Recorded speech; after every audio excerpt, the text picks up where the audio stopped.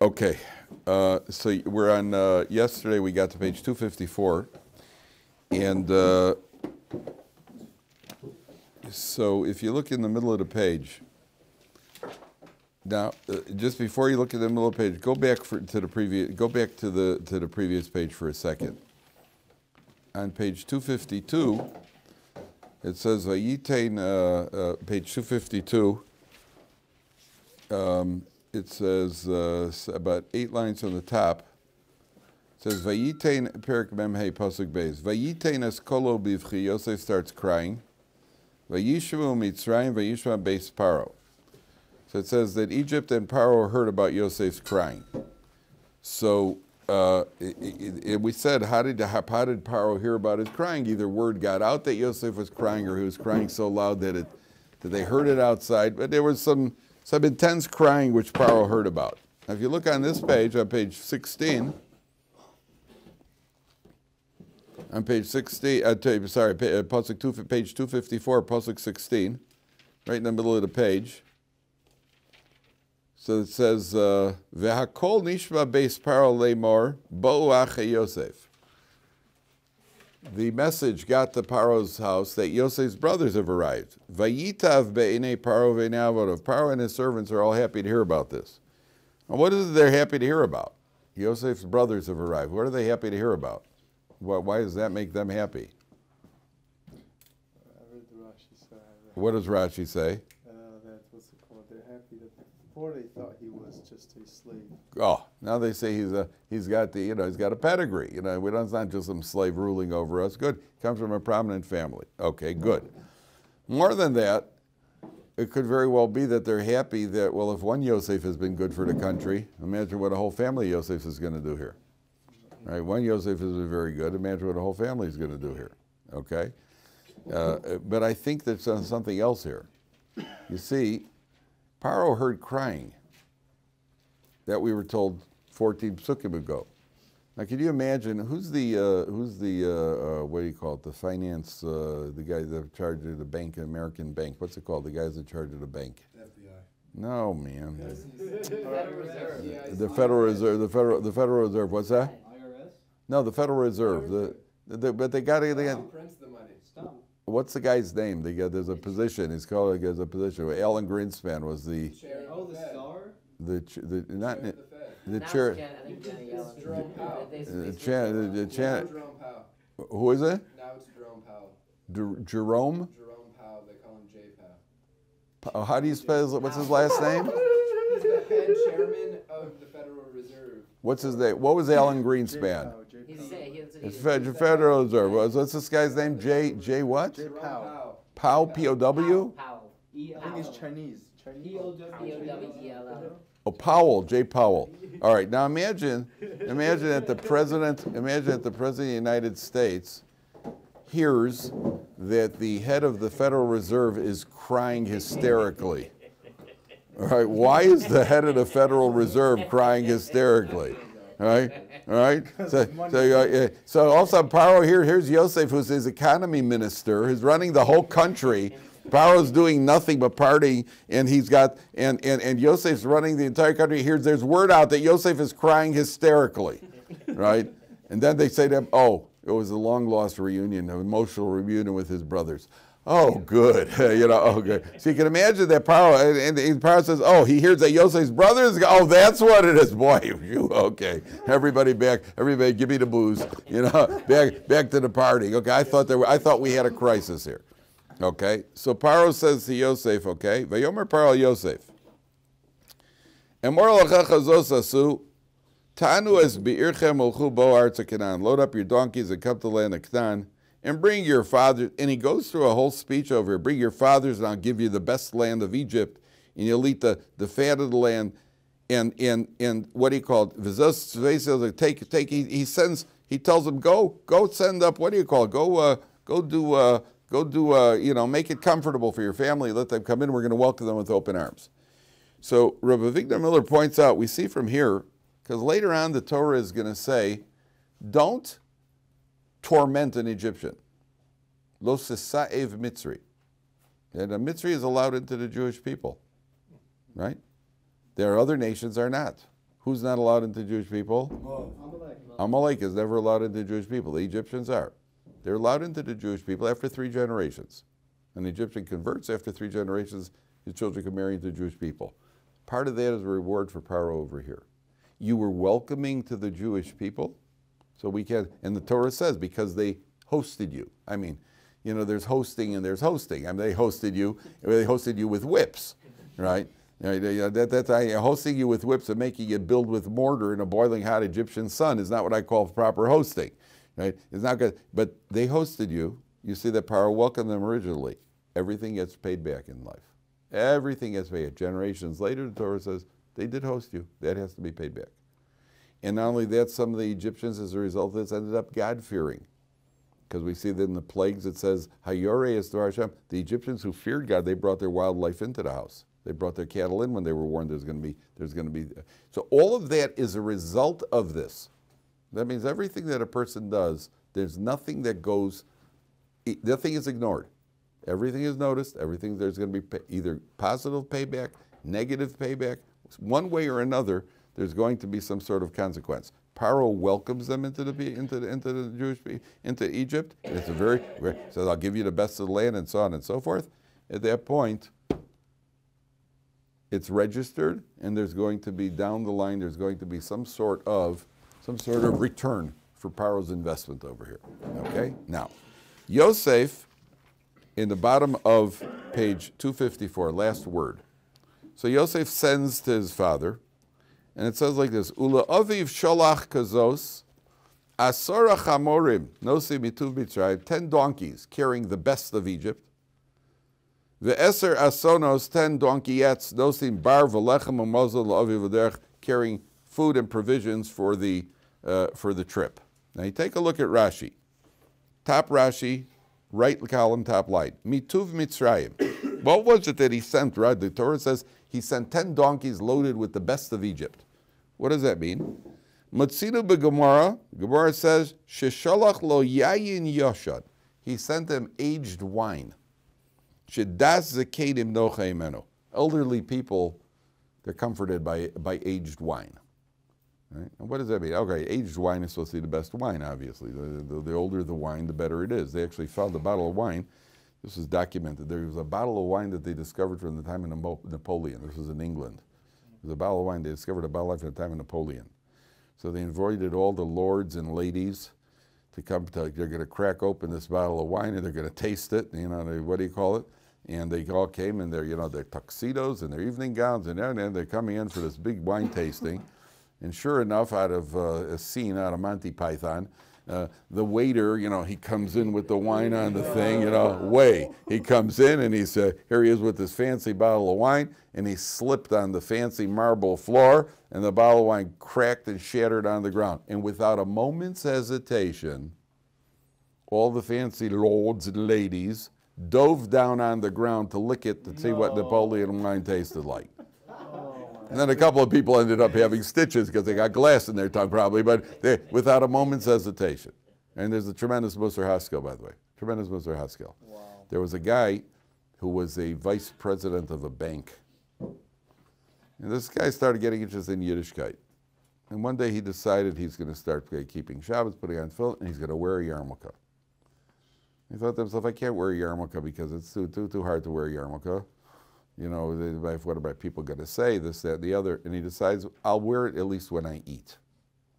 Okay. The next day he's sitting in his little office in the bank. It's a glass office that people could see it in. He's sitting there and it's lunchtime.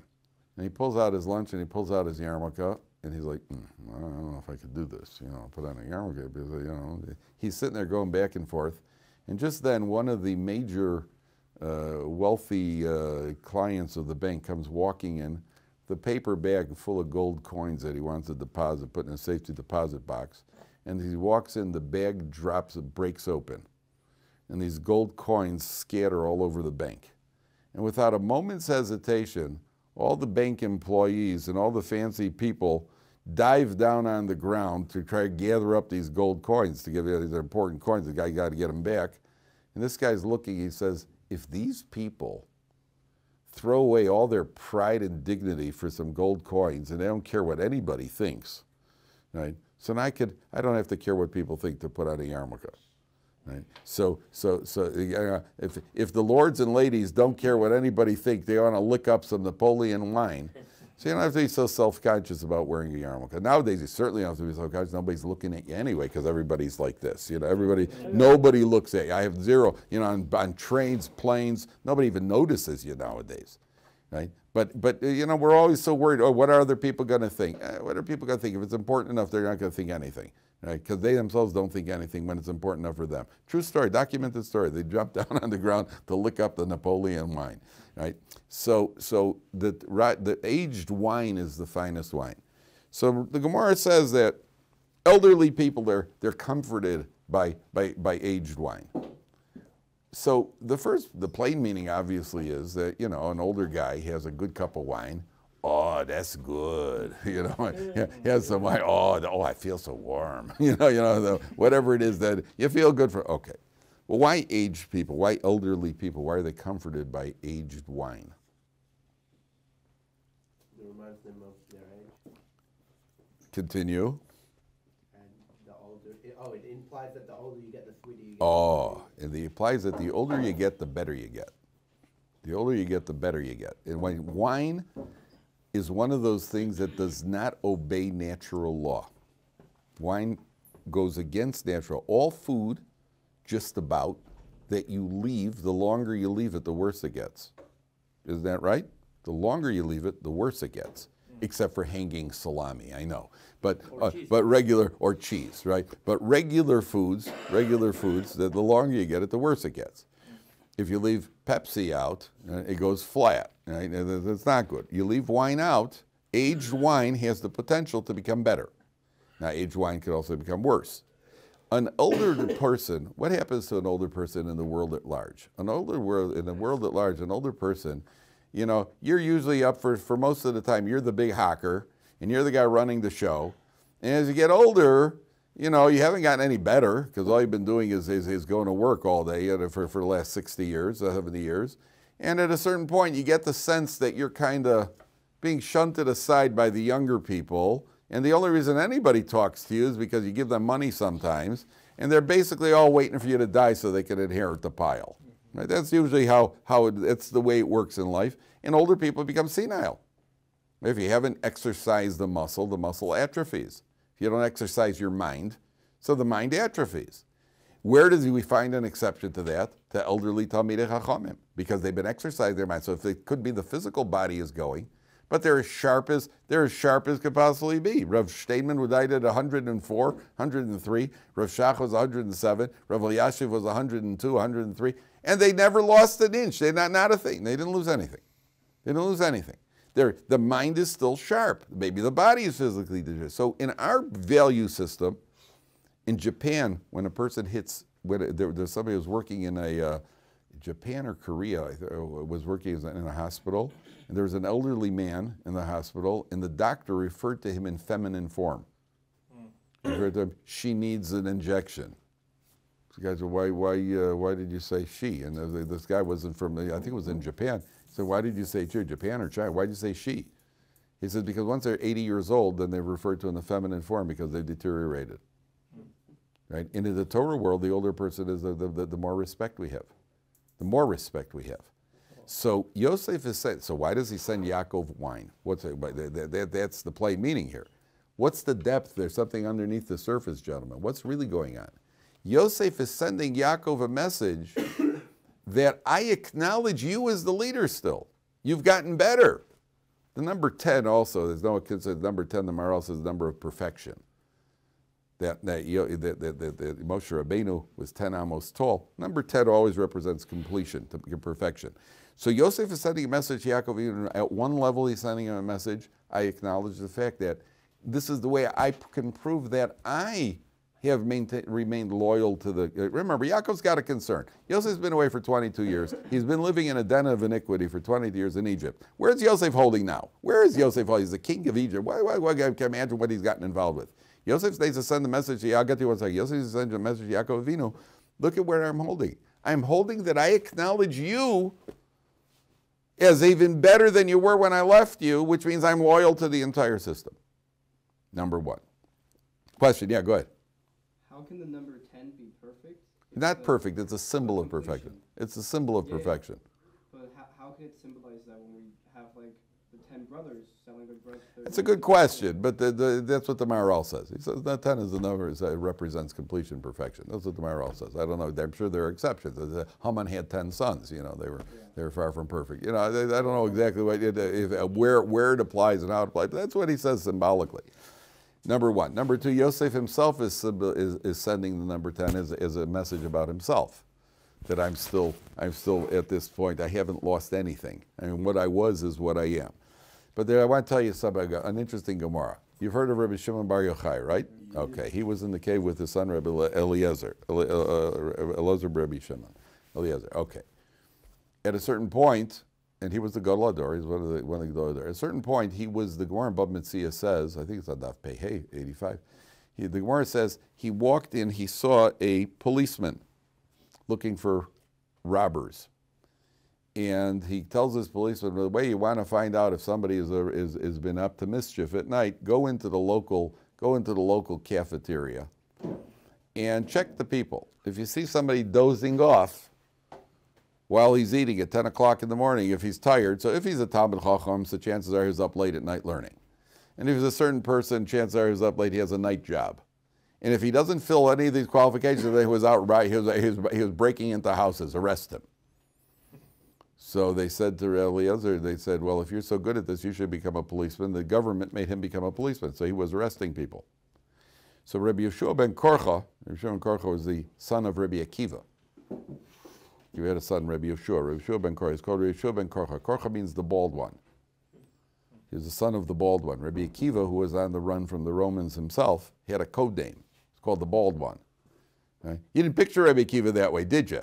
Right? You didn't picture Rabbi Akiva as being bald. You picture Rabbi Akiva as very distinguished. We don't know what Rabbi Akiva looked like. We don't know what kind of beard he had. We don't know if he had his beard grew nicely as a long white beard, or if he didn't have a beard at all, or if his beard didn't grow well. We don't know anything about Rabbi Akiva. But that's what we picture him. He's called Rabbi Yeshua. His code name was the bald one. No, I'm not related. I'm a Kohen. But his code name was the bald one. Okay. So Rabbi Yeshua ben Korcha sent a message to Rabbi Eliezer, Rabbi Shimon. He said, "You're vinegar, the son of wine." Why? Because you're getting Jews arrested and turning them over to the government. And Rabbi Eliezer sent back a message, "I'm only removing the thorns from the vineyard." So Rabbi Yeshua ben Korcha said, "Let the owner of the vineyard remove the thorns." So they had there was a debate between them, a halachic debate, whether or not he should be involved in arresting Jews who are breaking the law. Okay, I'm not going into that. That's not our subject right now. And I just thought that was what the Gemara says. There's a halachic debate there. At a certain point, there was a simple Jew, a cynical simple Jew, who passed by Rabbi Eliezer. He said, "Vinegar, the son of wine." Right? So Rabbi Eliezer said, well, since this guy got so much chutzpah, right, it must be that he's a thief, and he turned him in. Right? And it turned out that he found out later that this guy had committed an act of immorality on Yom Kippur. He committed adultery on Yom Kippur, so he deserved to die. They hung him, and he deserved to die. And Rabbi Eliezer said, if my mistakes are so accurate, imagine what happens. Okay, that's what the Gemara goes into the whole thing. The point I'm bringing it up is because he referred to Rabbi Eliezer as vinegar, the son of wine. Why is that? Because his father was Rabbi Shimon ben Yochai, who's the wine. What is vinegar? Vinegar is wine that's gone off. Right? Vinegar is wine that's gone off.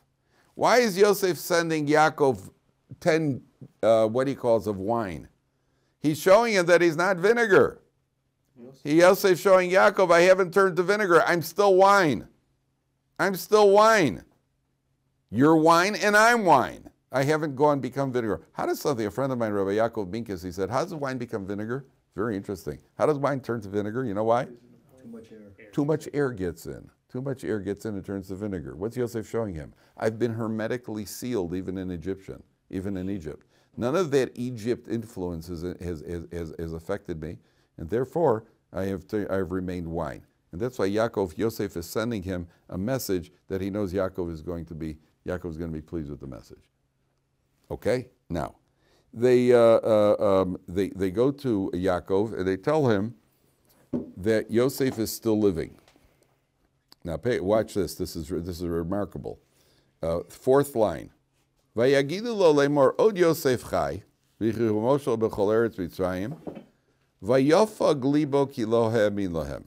Now, vayafa glibo, Rashi says, means, in the article, how's he translate it? His heart rejected it. Okay, I guess that's the best translation. He was skeptical because he didn't believe them. Why didn't he believe them? Well, the little boy cried wolf. Right? The last time you told me he was dead, you indicated he was dead by showing me the cloak with the blood on it. Now, you make up your mind. He is or isn't. I don't know what to believe over here. So first of all, it doesn't say he owed Yosef. They told him Yosef was alive. So what does the Medrash say? How did they communicate it to him? They didn't just come in and say, oh, by the way, Dad, Yosef's alive. Why? They already had an experience in the family where somebody was given good news suddenly, which was Sarah Imenu, where the Satan deceived her about the Akedah. First she was told that Yitzchak was shechted. Then the Satan comes in and says, oh no, it was a mistake. Yitzchak wasn't shechted. And she was so happy to hear that her son was alive that she died. The shock killed her. So the family didn't want to take that chance anymore. So they sent in, they decided, how are we going to break the news to Yaakov Avinu? So they found Serach bas Osher. Serach, the daughter of Usher, who played the harp. I think it's the harp, something, what do you call it? She played a musical instrument. And she went in and started playing music and singing about Yosef. And slowly broke the news to him. Slowly broke the news to him, to Yosef, to Yaakov Avinu. So we learn from here, that's how you communicate news. By the way, if you ever have to, nobody should have to, if you ever communicate bad news, right? You say, well, I have some sad news to tell you, so you can prepare the person. Don't just shock them, number one. And if you ever have good news, if you ever been in a situation where it could have been bad, but it isn't bad, so you obviously start that phone call by saying, Mom, what's the first thing out of your mind? Everything's okay. Which means it's not, by the way. All parents know everything's okay just means you're alive, right? Everything's okay, but I'm stranded on an island in the Caribbean surrounded by sharks and I have no food. But everything's okay. Everything's okay. I just thought I'd let you know that before, since this is going to be our last communication. So, you always start out, everything's okay. Everything's okay. But there was a slight little issue with, the ticket that I got at 160 miles an hour where the car turned over, but I'm okay. I'm also in prison, but I'm okay. But I'm okay. So that's okay. So Serach bas Asher, and because Yaakov Avinu, the Medrash says, she brought him back to life, so to speak. The Torah says, Vayechiv vatechi ruach Yaakov Avim, his spirit came back to life. Yaakov gave her, you brought me back to life, you're going to live forever. And Serach bas Asher is listed as one of the people who goes into Gan Eden alive. And when Moshe Rabbeinu had to take the Jewish people out of Egypt, 210 years from now, he has to take the Jewish people out, there was an oath. Yosef, at the end of Parshas Vayechi, he made the brothers swear that they will take his bones with and bury him in Eretz Yisrael, where he's buried in Shechem. So there was time to leave. Now, how are they going to find where's Yosef buried? So Yosef called Serach bas Asher was still alive. Serach bas Asher, 210 years later, everybody had died. Serach bas Asher was still around. And the Medrash says, Moshe Rabbeinu said to Serach bas Asher, where is Yosef buried? Where's Yosef's coffin? So there are two versions in the Medrash. One version is that he was buried in the tomb of kings. And Moshe goes to the tomb, and there are a lot of these coffins in the tombs, and he says, Yosef, it's time to go. You better show yourself. And his coffin miraculously came forth. There was another opinion that they sunk his coffin into the Nile. And Moshe Rabbeinu went to the Nile. He said, Yosef, we got to leave Mitzrayim. Time to go. You're with us or you're not with us. So let's go. Move it or lose it, right? And you're right. You're right. And Serach bas Asher wasn't, right? And Moshe Rabbeinu did other miracles too. Right? So Moshe Rabbeinu said it's time, and the coffin came floating up to the air, to the top of the Nile, and the metal coffin came floating up, and they were able to take it. And the Gemara says, your question, how do you like that? Not quite the way you asked it, though. The Gemara says, and if you think metal can't float, right, you're worried about it being dead. What about the metal floating? That's okay, huh? The metal floated up. That's fine. Yosef was dead, and he was still dead. But the metal floated up to the top. The Gemara says, and if you think metal can't float, the Gemara quotes a story with Elisha, the prophet Elisha, Eliyahu Navi's disciple. That guy dropped his hatchet into the raging river. And Elisha brought the hatchet up, miraculous, a miracle. And here, a nace, right? That's all from little kids know that. They know that word, Hey, where'd that last piece of cake disappear to? It was a nace. They all know the word. It was a nace. I told you, it's like the woman comes into the house and she says to her husband, hey, there were 2 apple pies in the refrigerator last night, and I opened up the refrigerator this morning, there's only one of them. How could something like that happen? I says, well, I guess the lights were out. I didn't see the second one. So the what do you call it? It was an. So Serach bas Asher brings Yaakov to life. Now watch this. What did Yosef send to Yaakov? Now this is going to get involved, gentlemen, so stay with it. Pasuk Chav Zayin. Yosef sent him wagons that Paro had given Yosef to send. These very fancy Egyptian wagons. So take a look at Pasuk Chav Zayin. They told Yaakov everything that Yosef had said, and he said it in Lashon HaKodesh, which is also a sign that it's really Yosef. I mean, they're telling him, remember, they're trying to sell him a story that this Egyptian ruler is your long-lost son. Now, Yaakov, you got to figure out how to convince him that. Vayares ha'agolos asher sholach Yosef lo seiso. So he saw the wagons, which obviously Paro wouldn't have been sending him because Paro's got no interest. And where did Yosef get big wagons like this, fancy Egyptian wagons?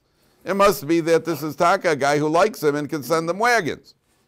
Vatechi ruach Yaakov, the spirit of Yaakov came to life. That means Yaakov now is back to a state of potential prophecy. For 22 years, Yaakov was in a state of mourning, and the commentaries say that the intensity of the mourning that he felt on the day that Yosef died, he thought Yosef died, that was the level of intensity for 22 years. No. Most people in a state of mourning, the mourning dissipates. The Gemara says that when somebody dies, that HaKadosh Baruch Hu made a decree that a deceased person is forgotten from the heart. He's removed from the heart. Now, it doesn't mean to be forgotten, because everybody remembers their grandfather, and everybody remembers their relatives who were nifter. Everybody remembers them. But the intensity of the pain dissipates with the passage of time. When at the early moment, it's the most intense, and it starts to dissipate. For Yaakov, it never dissipated. For 22 years. And for 22 years, he's in a state of mourning, no prophecy. Prophecy requires simcha. You have to be in a state of joy when you're to receive prophecy. Isn't that remarkable? You have to be in a state of simcha. And simcha doesn't mean booze. Simcha means in a state of energized serving of HaKadosh Baruch Hu. That's simcha. Simcha isn't jumping up and down on a trampoline on a car. That's not simcha. That's exercise. Simcha means connection with HaKadosh Baruch Hu, where you're uplifted, you're upbeat, and that Yaakov Avinu vatechi ruach Yaakov Avim. Now, look at what Rashi says. He sends them these wagons. Now, an agola is a wagon. What's an agel? A calf. Take a look at Rashi. Left column Rashi. You have to stay with us. You're going to get a little involved. Vayar es ha'agolos asher sholach Yosef. Left column of Rashi, 4th line from the top. If you find it, please show the person next to you. V'lo nemar asher sholach Paro. It says the ones that Yosef sent. Vatechi ruach Yaakov Avinu. Shorsa olav shchina. The shchina rested on him. Shepersha mimenu. Now, where was the? One second. It's not this Rashi. It's the previous Rashi.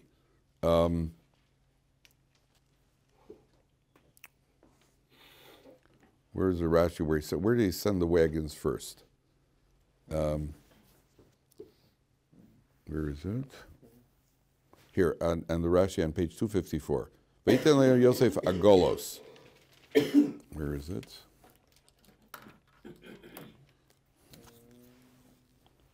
Sends wagons. 1 second. Where is it? what pasuk is? Pasuk Chaf Aleph on the previous page. Pasuk 21. Where does the Rashi say it?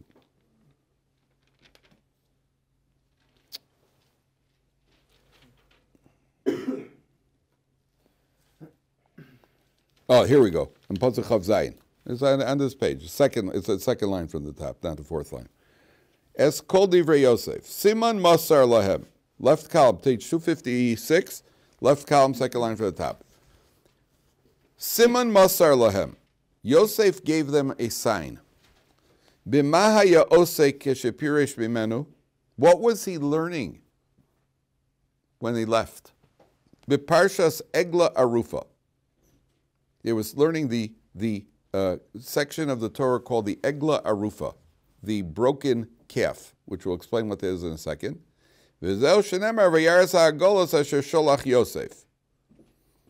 He saw the wagons. It's a play on the word of Egla Arufa. Yosef was sending him a sign, a verbal sign and a physical sign. What's the last section of Torah we learn? By the way, you remember people. I remember chavrusas from years later. I don't remember much about people.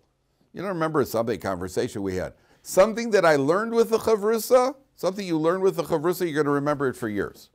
That and who owes you money, right? That is the strongest bond between two people, right? So when you, the Gemara even says in Brachas, when you part company with somebody, you should part with the Dvar Torah. Say a Dvar Torah. That's how you remember somebody. You remember that, oh yeah, I heard this from him, and I heard this from him, and I learned this with him. It makes a connection because it creates an impression, and it creates a bond. The last thing that Yosef and Yaakov had learned was a section of Egla Arufa. Now, what is the Egla Arufa? The Egla Arufa is that when a person finds a dead body, when they find an unclaimed dead body. So what do? They measure to the nearest city. Just some Jew has been murdered. He's clearly been murdered. Usually the head is not attached to the body. That's definitely a cause, often a cause of death. And they find a dead body. They measure to the city that's nearest. I'm not going into all the halachas. It's dealt with in Gemara and Sota. They measure to the nearest city, and that city then has to bring a calf, and they break the calf's neck in the valley. That's called the Egla Arufa, the broken-necked calf. And that was, they were learning that section of Torah. That was what they had been studying when they left. Okay. Why that? I mean, they could have been learning, what do you call it? They could have been learning Shnai Mochazin also, people holding on to a talis, especially since Yosef had a garment, the cloak of many colors. Yeah, a lot of things they could have been learning. Could have been learning Baba Basra. Why were they learning that? And why is Yosef sending that as a message? So the Gemara there says, why did this guy get killed? This guy, this Jew who was on his own somewhere in between two cities, he was out in the wilderness, and somebody murdered him. Why did somebody murder him? And the Gemara says that when the elders of the town, they come along and they say, we never spilled this blood. The biggest tzaddikim of the town, before they break this calf's neck, they do a confession. They make a statement. We're innocent, we didn't spill his blood.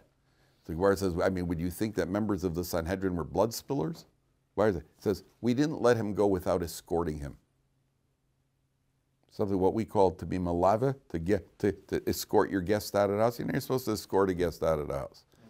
What's the basic reason when you escort a guest out of the house? Basic reason is to show parting is so difficult. It's not enough to say goodbye at the door. I got to walk you out. I got to walk you out because it's so hard for me to say goodbye.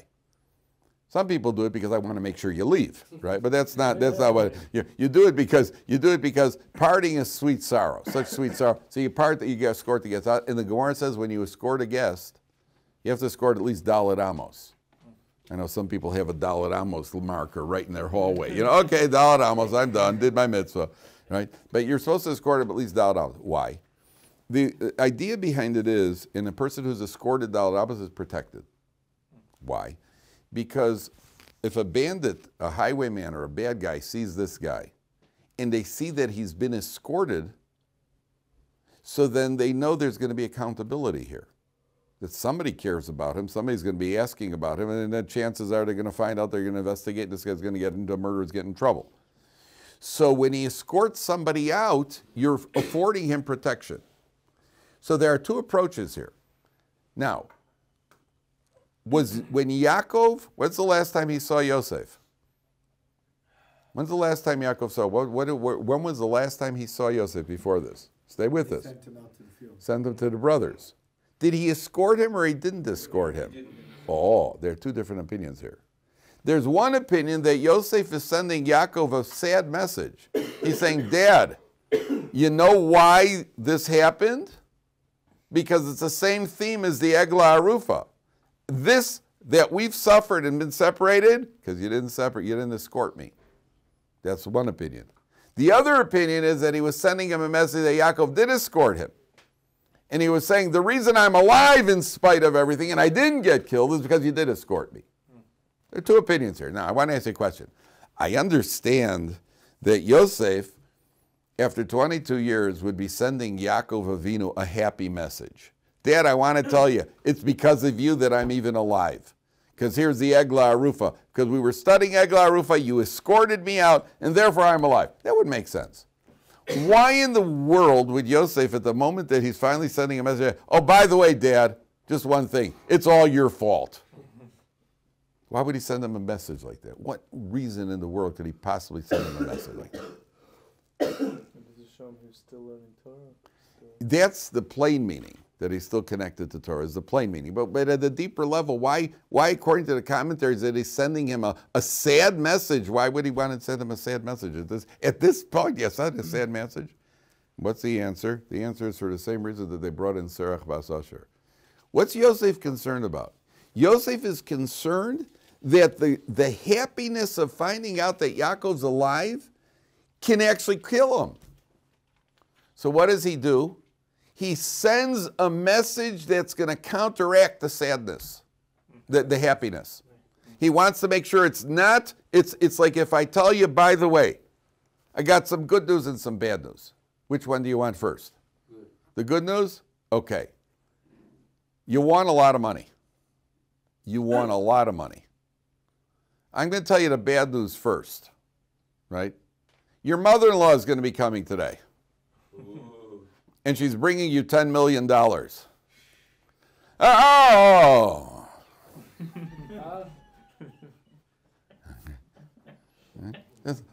Let's keep it balanced.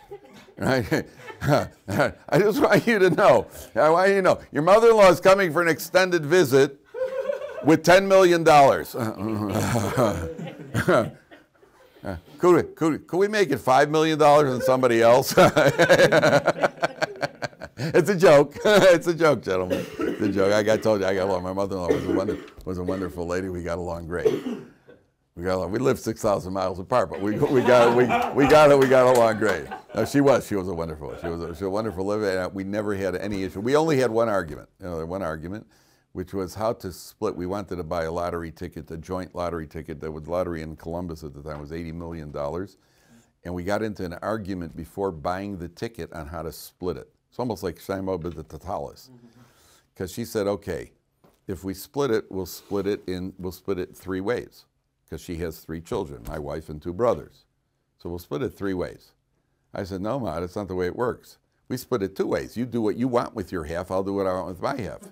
And they like, do you get half the talus? You get right? It's all Gemara over here. So we couldn't come to an agreement, and by that point my wife walked into the room.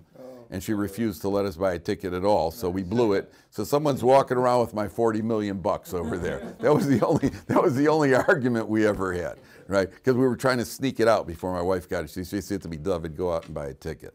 So I said, okay. Yeah, she was going to give me the money for the ticket also. I said, how are we going to split it? So we got into an argument. My wife walked in. Right? Other than that, we got along great.